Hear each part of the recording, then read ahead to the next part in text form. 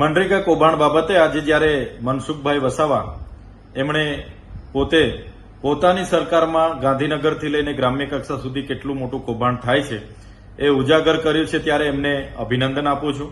આ એ જ મનસુખભાઈ વસાવા છે જ્યારે 1 મહિના પહેલા આ મનરેગા કૌભાંડનું જ્યારે મેં પ્રેસ વાર્તા કરી હતી ત્યારે આ એજન્સીઓને બચાવ કરતા હતા અને આવું કોઈ કૌભાંડ અહીંયા થયું નથી એવી પોતાની વાત મૂકતા હતા.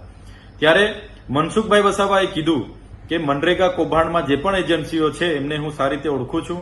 એમને હમણાં પણ સર્કિટ હાઉસમાં બોલાવી મેં મુલાકાત લીધી છે અને ગાંધીનગરના મંત્રીઓ, એમના સાંસદો, એમના ધારાસભ્ય, એમના સચિવો, એમના નિયામક, ડીડીઓ, ટીડીઓ સુધીના કેટલા લોકોને કેટલા હપ્તા અમને આપ્યા છે એની પણ સંપૂર્ણ માહિતી એમની પાસે છે એવી એમણે કબૂલાત કરી છે. ત્યારે મનસુખભાઈ વસાવા પર પહેલેથી જ આ માહિતી હતી અને આજે પણ છે. ત્યારે એમને વિનંતી છે કે આ તમામ પ્રકારની માહિતી જગજાહેર કરે.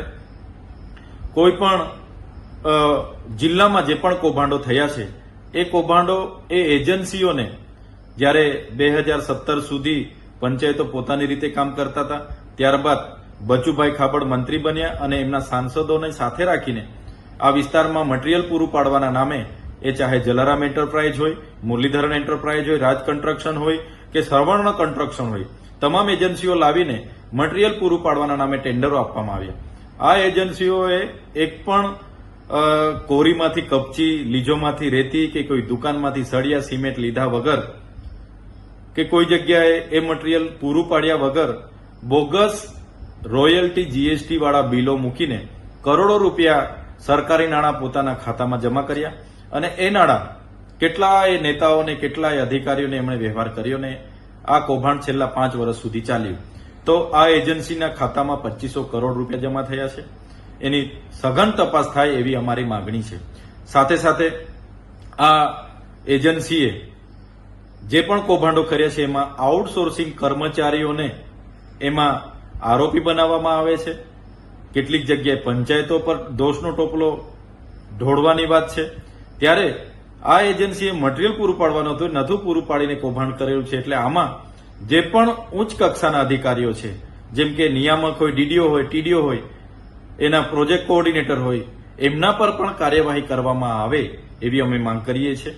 આમાં મટીરીયલ પૂરું પાડવામાં પંચાયત કે સરપંચ ક્યાંય જવાબદાર હોતા નથી. એટલે જે પંચાયતો પર દોષનો ટોપલો ઢોળવાની વાત છે બિલકુલ પાયાવિહોણી છે.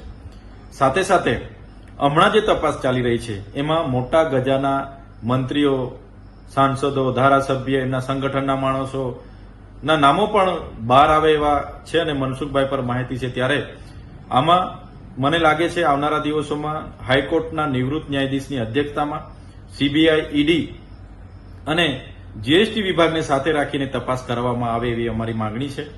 જ્યારે પણ કોઈ વ્યક્તિ નાનો ગુનો કરે છે ત્યારે દાદાનું બુલડોઝર ત્યાં પહોંચી જાય છે, ગૃહમંત્રી શેખીઓ મારે છે કે કોઈને કોઈ ચમરબંધીને છોડવામાં નહીં આવે.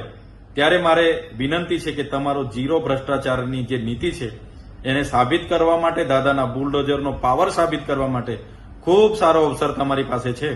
આમાં તમે ઝીણવટથી, નિષ્પક્ષથી તપાસ કરાવો. જે પણ લોકો જવાબદાર હોય, તમારા સરકારના હોય, ચાહે વિપક્ષના હોય, ચાહે સંગઠનના હોય, ચાહે ગમે તે મોટા અધિકારીઓ, એના પર કાર્યવાહી કરી બતાવો એવી અમારી માંગણી છે.